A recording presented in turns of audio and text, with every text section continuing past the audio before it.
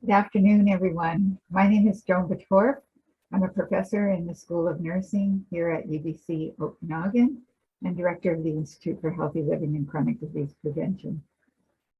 Before we begin, I want to respectfully acknowledge that UBC Okanagan is situated on the traditional and ancestral and unceded territory of the Syilx Okanagan Nation and their people.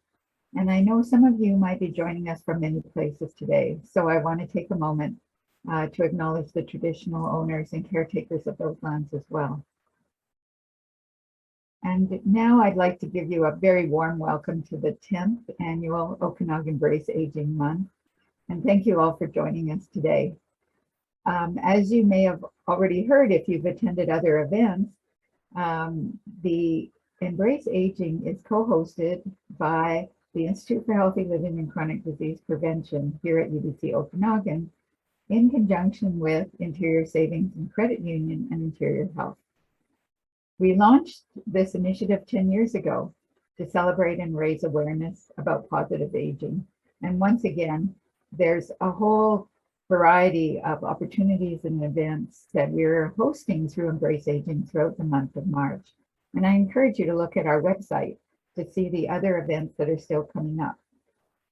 The events are really designed for everyone, young and old, and focus on a wide range of topics and ways to improve quality of life among seniors and family caregivers. And no less, our presentation today is right on target for this. Before we begin, I just want to let you know that you may see a closed captioning box on your screen. And of course, you can move that anywhere you like, or you can turn it off by using the caption button on the menu bar. We encourage you to type in questions and comments at any time during the presentation in the chat box, and we'll engage our speakers in a discussion after the presentation. So today's session is about the impact of COVID-19 on family time in long-term care.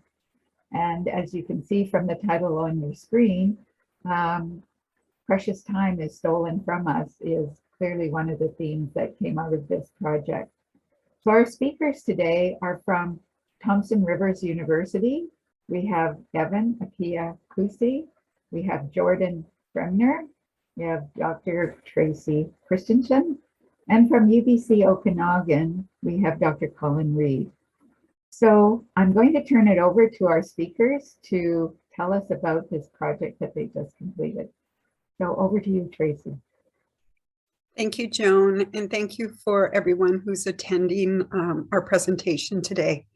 I am a nursing professor in the School of Nursing at Thompson Rivers, and working with my colleague, Colin Reid from UBCO, there he is, yay, he was having some technical difficulties.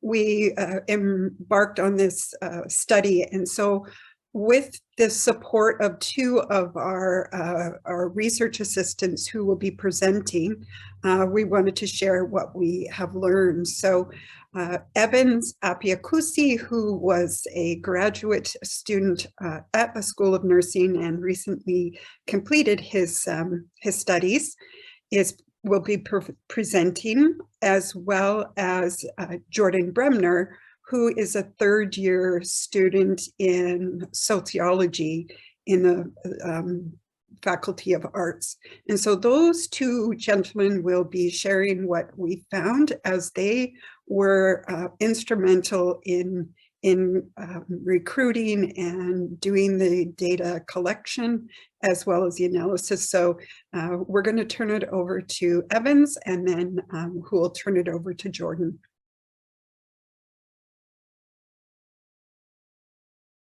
Mute. Thank you very much, everybody. My name is Evan Appiah-Kusi, and I'm part of the team that investigated how COVID-19 impacted families and their relationships with their loved ones in long-term care facilities. We are humbled to be presenting at this annual Okanagan Embracing Aging event. This presentation has been titled "Precious Time is Stolen from Us," which is sad, but it is the reality of many families' experiences.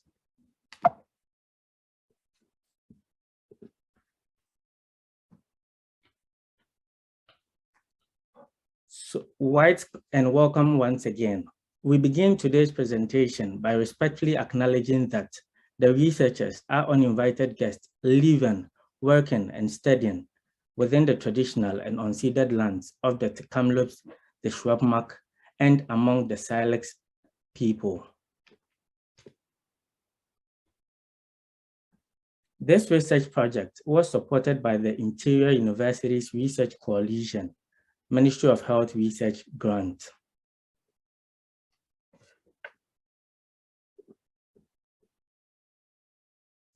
And these are the amazing people I had the opportunity to work with on this research project. So for today's presentation, we'll start with the background, and then we look at why we needed to conduct this research project. Next, we'll briefly talk about the method we employed to help us achieve our objectives. Then we'll talk at length about the results we uncovered, and finally look at some recommendations, summarize and conclude this presentation. Of course, there will be rooms for questions and answers too.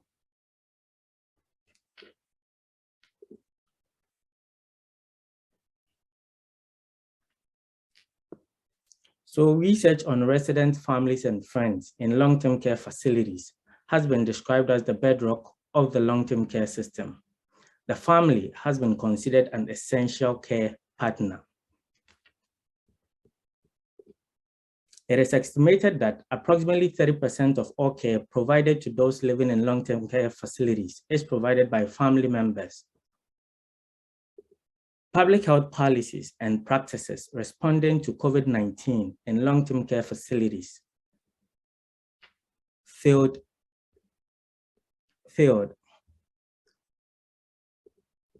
In the course of the research, it became evident that one of the reasons that caused the failure of the policies and practices that were instituted were as a result of the absence or limited involvement of family members.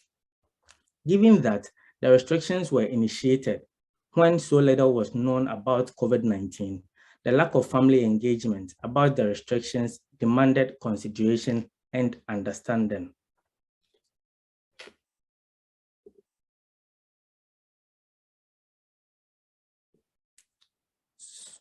So for the objectives of this project, we aimed to understand the perceived impact of COVID-19 pandemic restrictions on families with residents in the long-term care facilities. Our second objective was aimed at understanding how families perceive the strategies that were put in place to help families stay connected and to determine if those strategies were effective. We are hoping that the results from these two objectives could help inform policies on the need for family presence and best practices during a pandemic.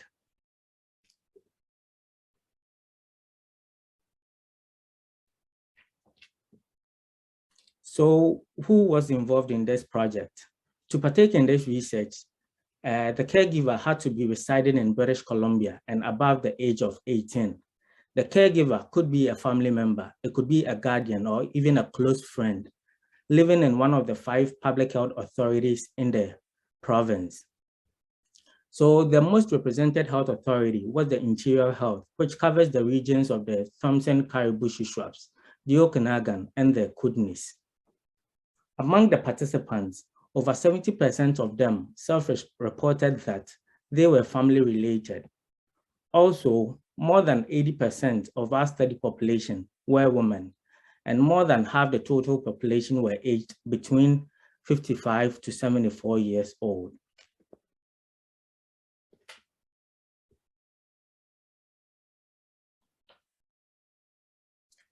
To recruit participants, we developed and distributed physical and electronic posters.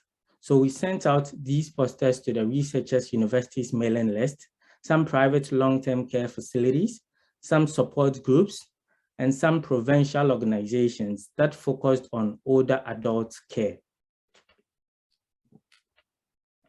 After getting our participants, Based on their preference, we either sent them an online or a paper-based survey for them to complete. Once they completed the survey, which was the first phase, participants were asked if they would like to provide additional insight via one-on-one interviews, which was the second phase of the study.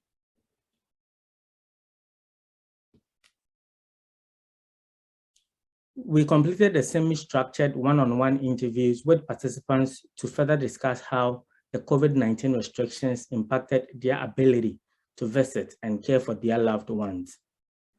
Once those interviews were completed, participants were asked if they would like to continue their engagement in the study by completing an arts project that described their experience of being separated due to the COVID-19 restrictions. After completing their art project, participants joined and participated in one of two talking circles in which they presented and described their art project to the group.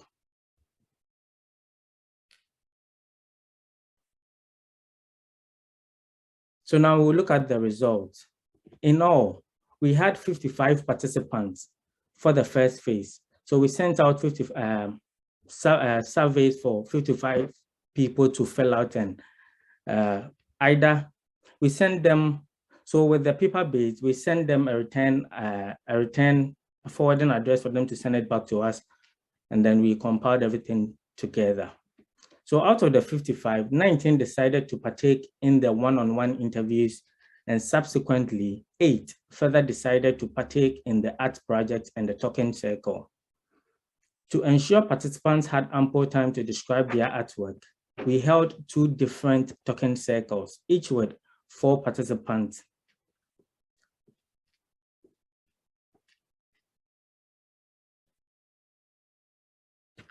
So the graph on the screen shows relevant participants' responses when asked how often they visited family members in long-term care.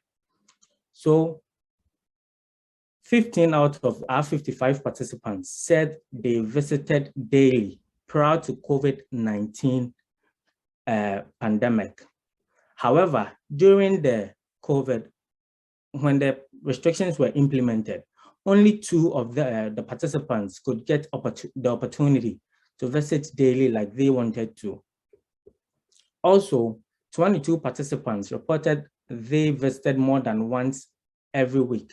However, during the pandemic, only 14 participants could visit more than once as they wished. For the purpose of their visit, most of the participants listed reasons as going to have a conversation and being present by their loved one was vital for them because the majority of their loved ones had some type of dementia and communication problems. Hence, they needed to see them, hug them, and provide the kind of comfort only family members can deliver. Again, 85% of the participants reported that whenever they visited their loved ones, they engaged in direct care provision, mostly centered around activities of daily living. However, after the restrictions were implemented, they were unable to supplement their care, and some of them were heartbroken when they finally saw how unkempt and devastated their loved ones were and looked.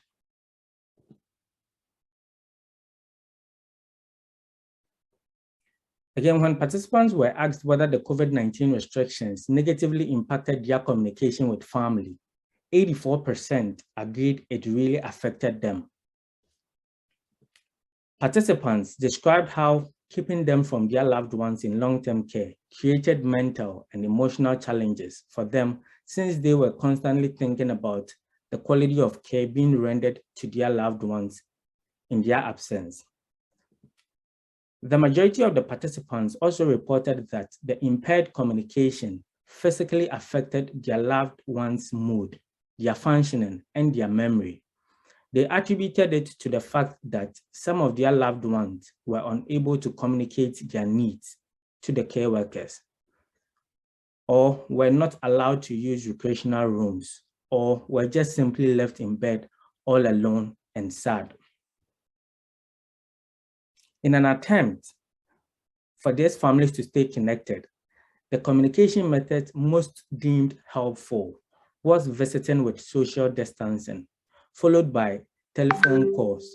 However, with the telephone calls, it mostly worked for those families whose loved ones could use mobile devices, because they've already established that some of them had dementia. So probably there were instances family recounted that their loved ones couldn't understand why they were just talking to them over the phone instead of coming to visit them in person.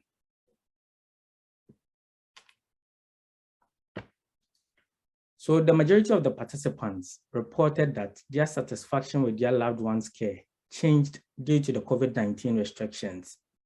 This picture right here depicts how the change in care made both the residents and their families feel.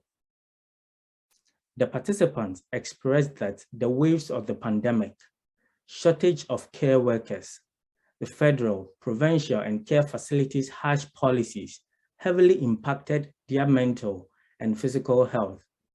The thought of losing and not seeing their loved ones again created emotional unrest for both the residents and their families.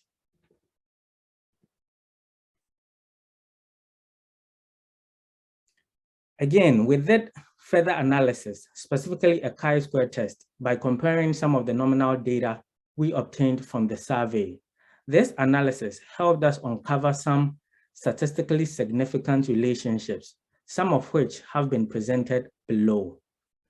So when the participants were asked whether they thought the restrictions that were implemented due to the COVID-19 were justified,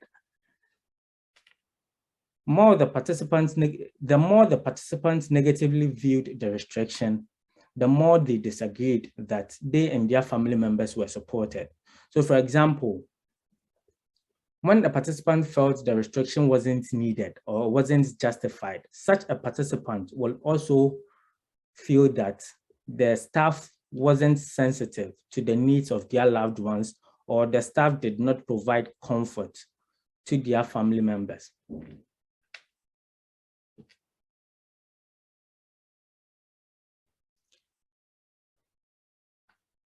Another statistically significant relationship we uncovered between cares, was uncovered between care satisfaction and support to participants. We noted that the less satisfied participants were with the care being provided, the less favorable they felt they and their family members were being supported, and vice versa.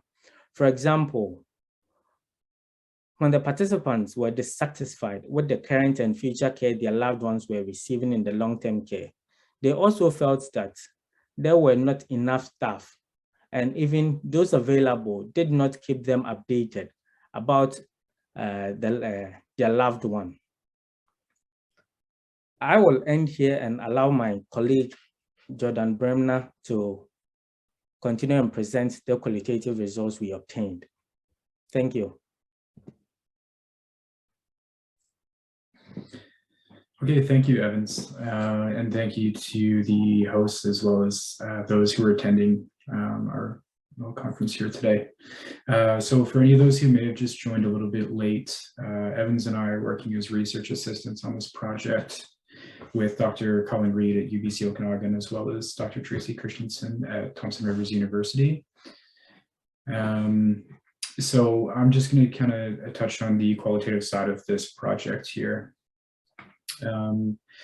So after completing the interviews, we identified 6 common themes in our analysis, and those were quality of life, quality of care, mental health concerns, communication strategies, and the rules. And these themes will be examined here in a little bit more detail. Next slide, please, Evans.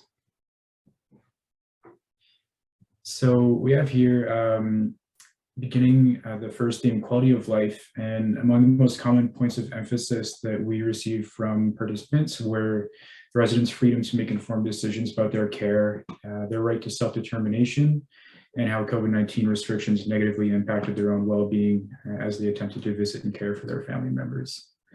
So participants frequently mention how COVID-19 restrictions in long-term care essentially took away the rights of their family members.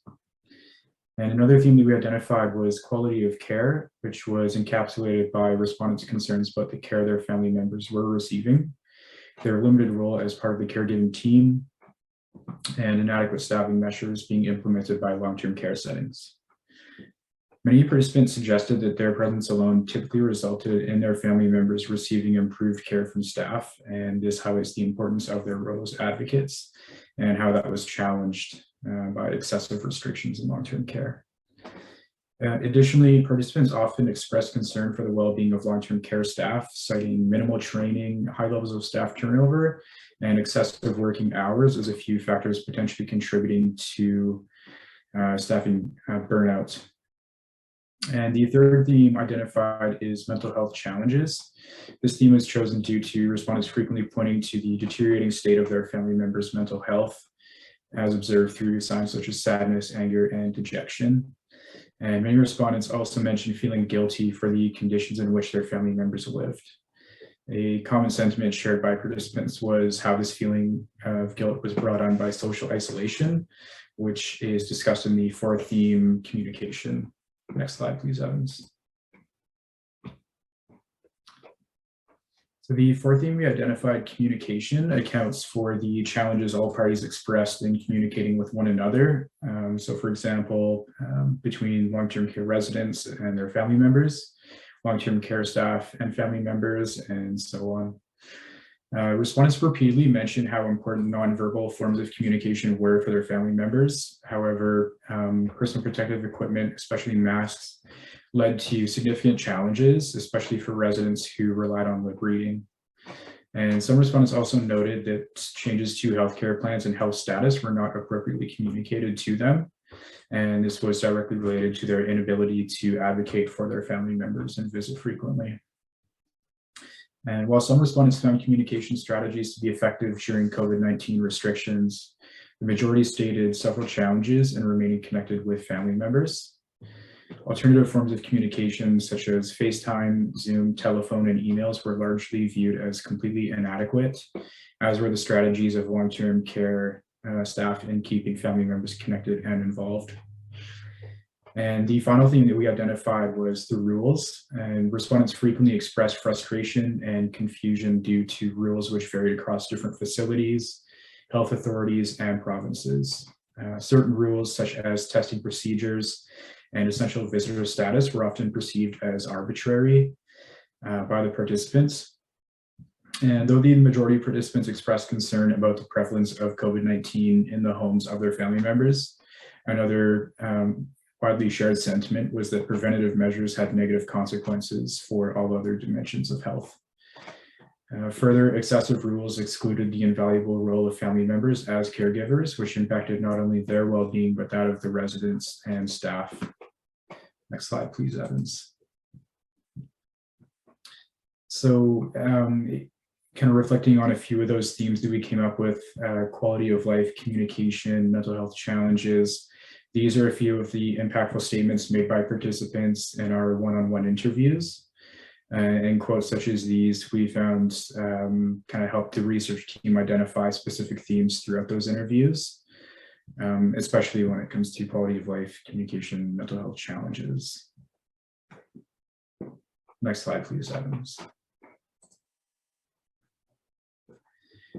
So we are looking at the arts-based project side of the project now, which is kind of an additional step to phase 2. So after completing the interviews, participants were asked if they would like to contribute to this arts-based project. And those who did agree, they were mailed an art supply kit and were encouraged to create a piece of art that reflected their experiences of COVID-19 restrictions in long-term care. So the individuals then joined the research team in virtual focus groups in which they shared their art projects with us and each other. And above are just a few of the main takeaways from our focus group discussions. We found that they were often kind of an extension of our findings from those one-on-one interviews, but with some added depth. And that discussion really allowed those participants to gain a sense of community as well by sharing those unique but often very similar experiences. And again, it kind of touching on those themes, the quality of life, the role of advocates, the desire for family-centered care, and the ability to share with one another and have some kind of common experiences to draw on. Next slide, please, Evans. So a few of our participants utilized written pieces, especially poems, to express their feelings about the experience with COVID-19 restrictions. So on the right is a poem titled Rectangles, and the participant there was describing the rigidity of how care is both conceptualized and delivered, and really appealing for a more humane and family-centered approach to care. On the left is a lament, and that is written from the perspective of the participant's family member to describe their declining health and well-being, as well as their confusion regarding visitation restrictions. And we found that that was a very common theme, especially among the participants who had family members in long-term care with dementia. A lot of confusion regarding communicating why those restrictions were in place. And next slide, please, Evans. So these are a few more of the visual art pieces created by participants. So on the top left, there is a section of the poster that says, "Safe from COVID, dying from isolation."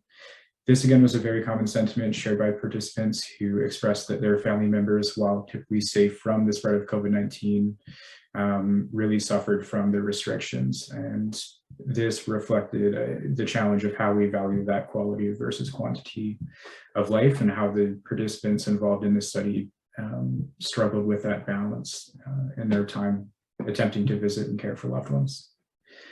And another common theme we found in these art projects created by participants were photos that had been intentionally cut to illustrate how COVID-19 restrictions had fragmented their relationships. And in that piece on the top right, the keypad of the family member's room separates loved ones. And the image below that is just the caption to illustrate what that participant was trying to say there.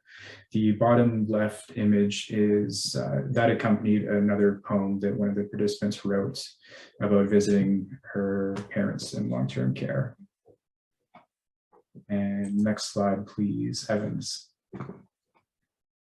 So for the conclusion, just to summarize, a few of those kind of key findings from our study were the complete inadequacy of care, the ineffectiveness of communication strategies, and how families were often excluded from the entire process of care. All of these points illustrate a lack of preparation before the pandemic, as well as a lack of flexibility throughout it, which has resulted in long-term care residents and their family members suffering quite severely. So one unique recommendation that was brought forward by a participant in our study was for the creation and implementation of family councils. And the participants stated that they need to be independently run, reporting back to a separate health authority and then to the government.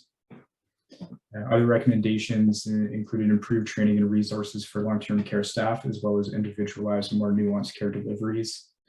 And regarding next steps, the goal for this information is to be strongly considered when making policies. And just adding on to that, we had a member of one of our focus groups state that their own personal experiences with restrictions in long-term care had motivated them to engage more in policy making on a professional level. So of course, every participant has engaged with this topic has some meaningful experience on a personal level, and they want to be a part of that positive change. And we are hopeful that this research can contribute toward that. So that is it for the gist of it. And then we just had some kind of personal reflections that we wanted to share on that, which I'll just bring up here. So I'll begin, and then I'll just hand it off over to my fellow colleagues here. But some kind of takeaways from the project up to date was these individuals who participated in the research were obviously expressing concern and advocating for their family members, but I think their contributions really painted a larger picture. They also really talked about how they got to know other residents in long-term care settings And those interactions, whether saying hello or shuttling a resident to a certain room, are just small examples of the role that they play as caregivers. And those interactions are really fulfilling for everyone, themselves, the residents, the staff. It all kind of works together in a bigger picture. And I think one of the other issues that was brought up is a more general concern for the picture of long-term care in general. And I think one of the sources of that concern was understanding that so many of us will end up in a similar position at some point in our lives, and none of us really want to transition into a phase of life that doesn't appropriately value the time and knowledge and compassion of our family members. I would also like to add, I think this project was a great opportunity for everyone involved to consider and discuss what exactly care is to them. And that was an interesting theme, especially in our focus group discussions, is how do we define care? Is it a matter of checking boxes on daily charts, or is it all those little simple things like hot coffee and getting your hair done? And I think it was a great opportunity to reflect on what that means to us and how important it is, and taking another more humane approach to delivering care in these settings. That is all for me. Thank you so much. And I'll just hand it off over to Evans. Thank you, Jordan. So with me, I believe at the core of care provision are the principles of flexibility, attention to detail, patient-led directives, and family-centeredness. However, throughout these surveys, the interviews we conducted and the focus group meetings we held, participants have described a kind of care that was devoid of all these basic principles. From the inflexibility of food schedules to the residents having limited control, even over the activities of daily living, and the family members having limited engagement with their loved ones, caused so much distress and sometimes even conflicts among some of the families. This particular study and being part of it has been really helpful, and this really lay emphasis on why it is paramount to improve care delivery in long-term care facilities by really enacting family-centered policies, particularly in the wake of pandemics. That would be all for me now. Thank you.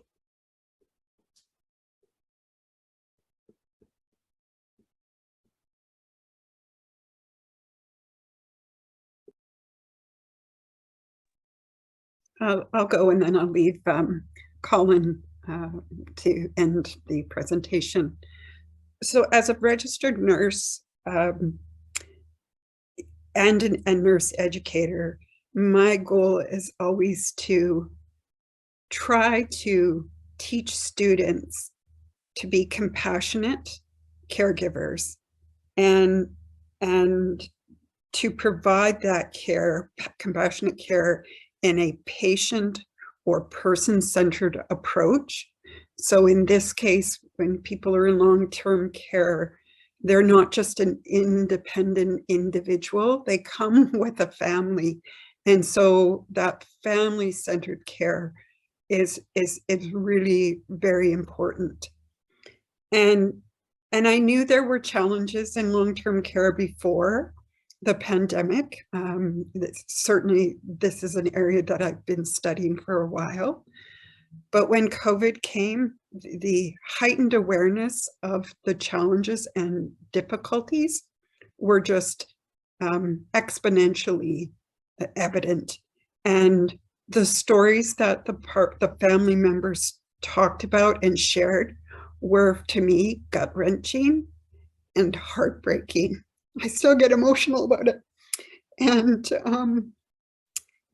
that was the hardest part, was hearing that and seeing that we still have not made any changes to long-term care for the improvement of the end of life for families.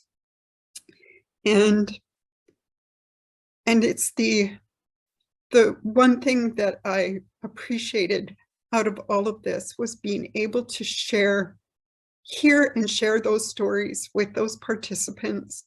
And I think in the end, the talking circles brought it all together for those few that did join in those talking circles, because they were able to share unique circumstances for each of them, but were able to bring it together to see they were not alone, and that there were these commonalities between each of their experiences.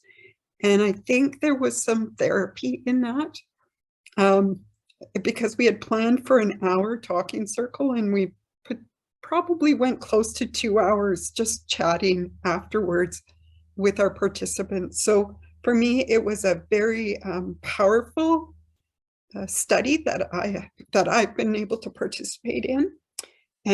But I think even though it was gut-wrenching, I think there was a lot of positive that have come out of this, because I think we now have an opportunity, as we're doing today, and we will continue to do, is to share what we've learned and be able to use that to advocate for families and people living in long-term care to better improve the living conditions and the supports needed for these families. And I'm sorry, this is supposed to be embracing aging in a positive way. This isn't always positive, but I think it gives us food for thought that, we will all age, whether we end up in long-term care or not. That's yet to be seen. But I think we have voices to seek and advocate for changes before we have to make those decisions about putting our loved ones into long-term care, and knowing by making those changes we can improve what we are potentially putting our family members into. So that's me.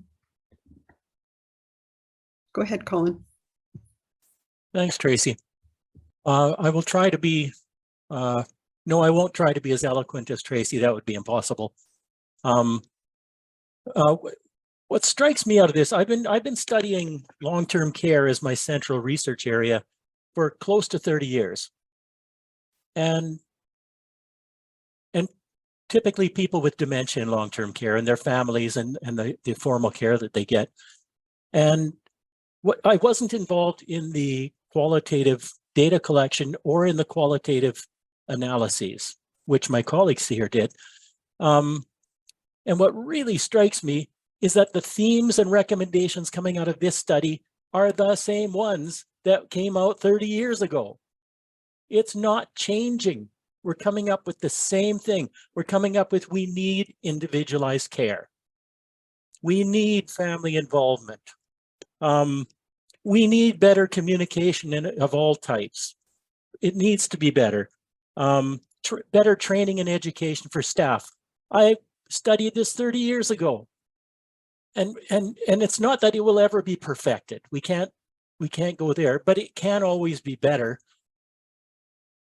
And I think you have to look at why this is, and you have to reflect on this to get it, because to me, what this means is that the value of older people in our society is not very high. If it was, we would deal with this more effectively. We would put more resources in, not just in terms of staff and staff training and facilities, but to better research, and then implementing that good research and spending a lot of effort on that. And again, as everyone knows, we have an aging population, and we will have lots more older people and lots more very old people who are more likely to have dementia. So the larger that population gets, the more this problem will remain with us. And if we don't learn how to value our older people better, which I'm heading towards very quickly, I don't see improvement of the kind that we've been advocating for and researching for a long time. So I'll leave that with my bookend comment. And any questions anyone has, please, I think Jaquetta is moderating, or Joan? I am. Thank you so much. And thank you for those reflections. And so I would invite our attendees, anyone who's joined us today, to add any comments or questions you might have to the chat. And we do have a comment from Patty, who's wondering if it's possible to get a copy of your presentation and suggesting this is, as we've all, I think, realized this is such an important issue. And she thanks you for sharing your findings and your thoughts. And I know that we are recording this session, I think.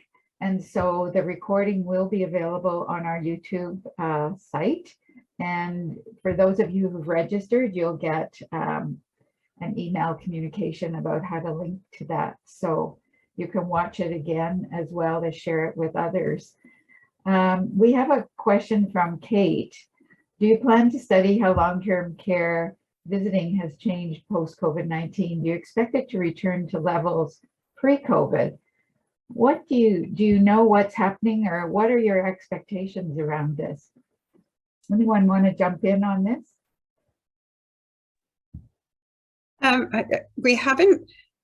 We're still trying to slog through all of our data that we've got here. We haven't thought about what to do next in terms of studies, but I think Kate's suggestion is a good one. What would I expect? And I'm sure this would be probably similar to Colin's long experience in long-term care. I don't think anything will change. I even pre-pandemic to post-pandemic, I think I shouldn't say that point blank. I think there'll be few changes, and I don't see families being front and center in those changes. I thought I heard a few weeks ago or something that we've introduced new standards for long-term care. Is that correct? There are national standards that have been presented, but they have not been implemented on a national scale.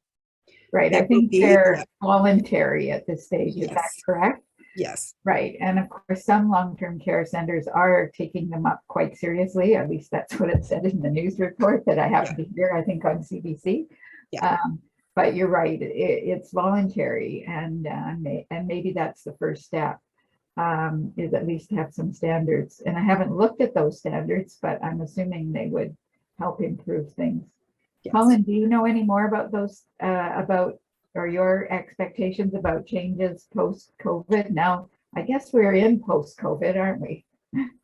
Maybe. No, I agree with Tracy on this, and those guidelines are, guidelines now.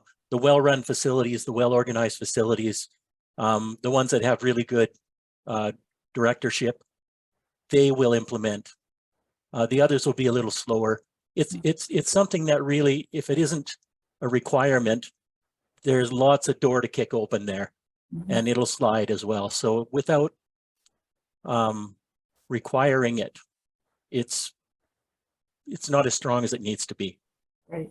And so if I was looking for a place, Colin, for a family member in long-term care, how would I know the difference between a good one and one that maybe is not following those guidelines or hasn't chosen to adopt those new guidelines? How would I know that? Well, I know that each facility will have websites, almost all of them will, and you'll have many here in the interior that are run by Interior Health, or that Interior Health buys beds or funds beds in other facilities, not IH facilities, and they have some accountability there. So I think you could hit the IH website in our region to find that out, and the other health regions, I would assume, have the same. Tracy, have you got something on that? No, I think it's a bit layered in terms of the bureaucracy of where you might find some of that information. In terms of implementing the actual standards, I think that's going to be may not be so obvious in any facility or any health authority. But I don't have any other suggestions other than looking at there might be some places like the BC Caregivers website group, BC Family Caregivers, and then also the BC, I forget what they're called now. Terry Lake is the president. Long-term care home organization, I forget what it's in British Columbia. They might also be a place to find those kinds of details. Yeah, and I guess family members, whether they have people in long-term care at the moment or are considering placing a family member in long-term care, can also ask the question. Yeah. You know, are you following the new national care standards for long-term care? And can you tell me how you're doing that? Yes. And if you're not doing that, how come? So I think family members could be in some ways advocating by just even asking the question. Yes. Yeah, I think it's not one-stop shopping, which would be really nice to have. Just go to this site or phone this number and get this information. It's not that easy. Nothing's that easy in our healthcare system. No. So it would take some sleuthing. Yeah, and asking questions. If I could chip in something. Yes, go ahead, Evan. So those are more of the formal ways in which you can sort of get a review of the good facilities. I think informally, you could also use some support groups.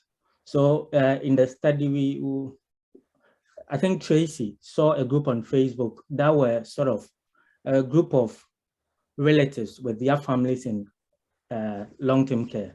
So they were sharing stories about what happened in their facilities versus what happened in other facilities. So I think if you are able to find such groups, if you should join such groups, you would have information on which facilities sort of implement the standards faster. Right. Good point. And also things to look for. Absolutely. Yeah. A lot of good information can be shared on those social media sites. I totally agree. So we have a comment from Kim. Thank you for highlighting the devastating impact of COVID restrictions on long-term care residents and families, which sadly continue to extend somewhat today. Many residents passed away during that time, likely of isolation, depression, and loneliness. So I met a comment there. Thank you for that, Kim. And then we also have a comment from Shannon. Thank you so much for your research. I really value and appreciate the work you've done. I agree we have a societal challenge to value aging. Thank you. Would you consider any research that involves community conversations about valuing aging? Tracy, do you want to comment on that? You're nodding. Oops, I can't hear you. Hi, Shannon. Thanks for that. Yeah, I think that's a really interesting approach to some of the future research is around how we view and value aging. And I think those conversations definitely need to continue to happen. And I think they need to continue to happen in a much more focused effort. And I think there's some action that's been happening provincially around that with our seniors advocate, for example, the BC Family Caregiver Society, Alzheimer's Society. But I think we have to take it down to the community levels now and really start having those conversations. Mm-hmm. So yeah, but I go back to the point about people who, may have lost loved ones in long-term care. And we certainly heard that. And I think that's what was the sort of the gut-wrenching part of things and heartbreak. Somebody not knowing that their parent was dying and, trying their darndest, I think one said, you're going to have to call the police to keep me from my parent, to see them while they're dying, and being able to spend 10 minutes with them while they died. And I think, that was early on in the pandemic, and certainly that kind of evolved and there was a little more flexibility in that, but still their family couldn't gather around somebody who was passing, and unless it was in shifts, you know, mom was coming in, the sibling was coming in, but you would just pass each other in the hallways more or less because of the restrictions of having too many people around that individual who was dying. So those were things that were really, really hard to hear. And I'm sure that they will be experiences that will never leave those individuals who've had to go through them.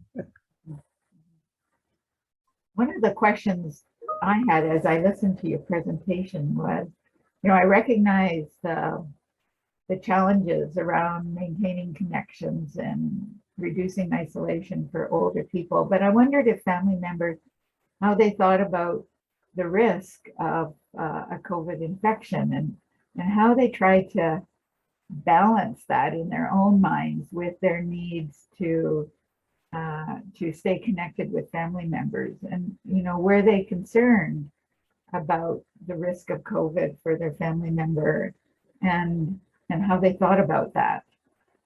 Mm-hmm. Any comments on that? Evans or Jordan, do you want to, I know you did a lot of the interviews. Did you have any comments to that? Mm-hmm. Yeah, I thinking back to some of those discussions, and I think it you know, every individual kind of thought about it a little bit differently, and I think opinions started to kind of evolve over the course of the pandemic and the restrictions, Mm-hmm. and people really being so concerned, especially at the beginning when nobody knew what we were getting ourselves into. Mm-hmm. And then there were those, like Tracy mentioned, examples where people are literally on their deathbed, and at that point it's you're willing to sacrifice whatever that risk is, Mm-hmm. and get there and be with that person. And then, you know, months and years down the road, I remember one individual talking about going to see his wife and having a really hard time getting access there, and he provided like full-time around-the-clock care, and he mentioned overhearing in the cafeteria some of the staff talking about going to a hockey game last night around thousands of people, and this weird contradiction where we have these very excessive, harsh restrictions in one setting, and people are transferring back and forth, and you know, still people having to come in every day and test each time they want to come visit their loved one, when staff may not be held to the same standards. So I think it was a very frustrating and confusing experience, to say the least, as people navigated those contradictions. Yeah. No, that's very interesting. Does anyone want to add to that? And I think the other thing about there was one participant who said, you know, my I think it was a parent, no, it was a spouse, they would have given up all of their days to spend one day with their family, to be able to touch and hug and kiss them and chat with them. So, you know, that kind of speaks about it. But as Jordan said, it kind of, you know, at first everybody was like, okay, well, we've got 2-3 weeks, this will all settle down, and, you know, we'll carry on and it'll be okay. But as that dragged on, and then when vaccinations came and the inconsistencies in what these families were hearing and seeing and witnessing was just causing so much angst and anxiety for them about why they couldn't go in and be with their loved one. And many of them were in like private rooms. And so even then they couldn't go in. So that was challenging. I think the other thing with that is, you know, we forget about the quality of life over the quantity of life, and I think that is sort of one of the essence of this study was that's what families wanted. You know, they valued being that this was the kind of the last years of their family member's life, and they wanted to make it quality for them, and they wanted to also, they saw the strain and the stress on the system, and they wanted to be able to be helpful. Yes. Yeah. I wanted to, if I could go in and do this for my family member, you could free up time to do other things. And I think that whole thing about the family council comes back to that. Yeah, it's a great idea. We have a couple of other comments in the chat. Aaron says, that was a great study and interesting how it underscored the pre-science of a flawed foundation. We certainly noticed the post-COVID burnout being experienced by families and staff alike around ongoing visitation restrictions, causing ongoing stress and hardship. Thank you. Added to that, visitation restrictions for the unvaccinated creates an added strain. And then Jamie asked, was the vaccination status of participants a question that was asked? So participants, I think, meaning your caregivers, your family members who participated. Jordan, was that asked on our survey? No, we didn't ask anybody about the vaccination status. I think it was more that people, I don't want to project. I think people largely acknowledged that there was a concern throughout the pandemic about the spread of COVID in the respective homes of their family members. Yeah. As for vaccination status, I wouldn't say there was a really ton of discussion when it came to that. I think it was more just a general concern for that, and hoping, I think, as to what somebody was pointing out here, that's really, really hoping that the uptake in vaccinations would help ease some of those restrictions. And I think people were really ramming their head up against a wall, hoping that time would come. Mm-hmm. Yeah, I think in the survey, we did not ask about if they were vaccinated. However, in the interviews, some of the participants were sort of enraged because they were like, if there was going to be a rule about getting access when you are vaccinated, then they should have sort of pre-informed everybody so that those who were willing to sort of get vaccinated would have done that just to get the opportunity to be close with their families. But they were not told before. So yeah, they got sort of enraged. And then there was a break in communication, basically. Great, thank you.